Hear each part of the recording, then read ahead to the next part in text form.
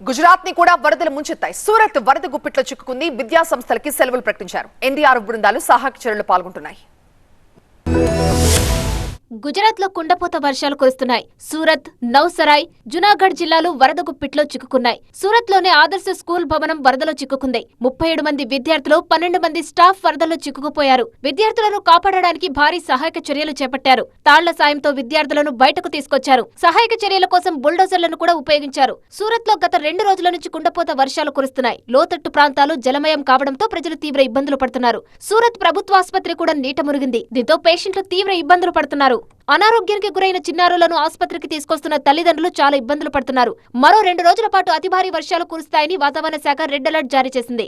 NDRF బృందాలను కూడా అప్రమత్తం చేశారు. ఇప్పటికీ పలు జిల్లాలకు ఎన్డీఆర్ఎఫ్, ఎస్డీఆర్ఎఫ్ బృందాలను తరలించారు. గుజరాత్ జునాగఢ్ జిల్లాలో వరదల కారణంగా అపార నష్టం జరిగింది. వేల ఎకరాల్లో పంట నీట మురిగింది. సూరత్ తో పాటు గుజరాత్ లోని ఇతర ప్రాంతాల్లో వరదలపై కేంద్ర హోంశాఖ మంత్రి అమిత్ షా, సీఎం భూపేంద్ర పటేల్ తో మాట్లాడారు. వరద బాధితులను అన్ని విధాలా ఆదుకోవాలని సూచించారు. నవ్సారిలో కూడా కుండపోత వర్షాలు కురుస్తున్నాయి.